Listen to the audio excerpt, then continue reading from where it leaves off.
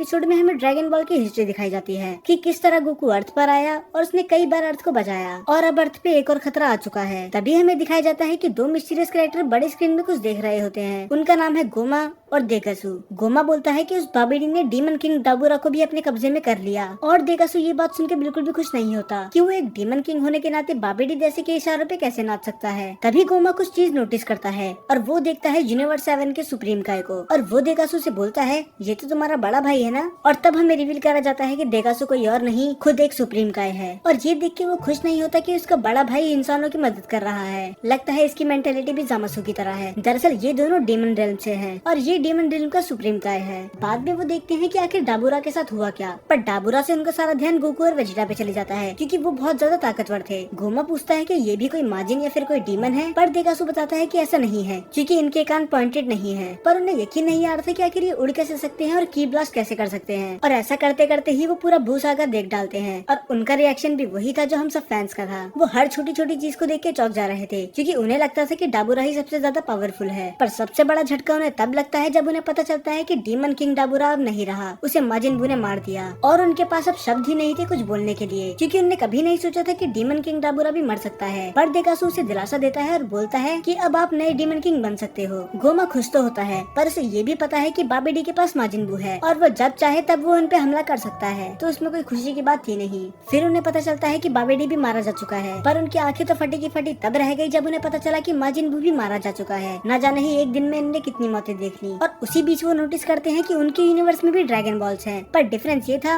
उनके पास 7 dragon balls है और वो 3 विश पूरी करता है, बल्कि डीमन यूनिवर्स में 3 ड्रैगन बॉल्स हैं जो कि बहुत ही ज्यादा बड़े हैं और हर ड्रैगन बॉल की रक्षा एक तामागामी कर रहा है और यही रीजन है कि कोई उसका यूज नहीं कर पाता। पर देखा जाए तो गोमा खुश था क्योंकि उसके दोनों ही बड़े दुश्मन बाबेडी और माजिन बू दोनों ही मारे जा चुके थे, तो अब कोई नहीं था जो उसके रास्ते के बीच में आए। और तभी एक और कैरेक्टर की एंट्री होती है और एक पल के लिए तो मुझे लगा कि ये टोवा थी, पर दरअसल ये देगासु की बहन अरिन्स होती है और ये एक साइंटिस्ट भी है। इसे पहले से ही डाबूरा की डेथ के बारे में पता था और गोमा उससे बोलता है कि डीमन किंग डाबूरा तुम्हें पैसे दे देते होंगे अपने रिसर्च के लिए, पर मैं ऐसा नहीं करूंगा। और तभी उसे मैनिपुलेट करने के लिए वो उसके दिमाग में एक बात डाल देती है कि तब तुम्हें कौन बचाएगा जब वो तुम्हारे यूनिवर्स में कब्जा करने आएंगे, तब तुम्हें मेरी ही जरूरत पड़ेगी। देगासु उसे समझाने की कोशिश करता है कि वो बस ब्लफ कर रही है क्योंकि हो ही नहीं सकता कि मोर्टल्स डीमन यूनिवर्स में आ जाएं और अगर वो आ भी गए तो वो उन्हें हरा नहीं सकते। पर गोमा इतना बड़ा बेवकूफ नहीं था, उसे पता था जो माजिन बू को हरा सकता है उसको डीमन रिम को तबाह करने में ज्यादा टाइम नहीं लगेगा। तो वो डिसाइड करते हैं कि वो यूज करेंगे ड्रैगन बॉल का। पर जैसे मैंने पहले ही बताया था कि इनके यूनिवर्स के ड्रैगन बॉल की प्रोटेक्शन 3 तामागामी कर रहे हैं, तो उसका यूज करना तो इम्पॉसिबल ही था। तब गोमा बोलता है कि हमें यूनिवर्स 7 के ड्रैगन बॉल्स का यूज करने चाहिए और उससे हम 2 एक्स्ट्रा विश भी मांग सकते हैं। पर देकासु थोड़ा कंफ्यूज था क्योंकि उनके यूनिवर्स का ड्रैगन ईवल नहीं है, तो वो गोकू और उसके दोस्तों को मारने वाली विश कभी पूरी करेगा ही नहीं। तब गोमा बताता है कि क्या होगा अगर हम उन्हें बच्चा बना दे, तब वो अपनी पावर यूज नहीं कर पाएंगे। और दूसरी विश ये सोचते हैं कि वो द ईवल थर्ड आई को अनलॉक कर लेंगे। दरअसल ये एक ऐसी पावर थी जो डाबूरा के फादर के पास थी और इससे यूजर की ताकत बहुत ज्यादा बढ़ जाती है। तब देकासु बोलता है क्या वो तीसरी विश मांग सकता है और वो एग्री कर लेता है क्योंकि उसे बस 2 ही विश मांगनी थी। तब वो बोलता है कि अब हमें नेवा के पास जाना चाहिए, चाहे वो उसे पसंद नहीं करता पर उसे ड्रैगन बॉल के बारे में बहुत ज्यादा नॉलेज है। और वो दोनों वहाँ से चले जाते हैं और हमें दिखाया जाता है कि कोई छुप के उसकी बातें सुन रहा होता है। तब जाते हैं कि ओल्ड नेमेकिन नेवा के पास। जी हाँ,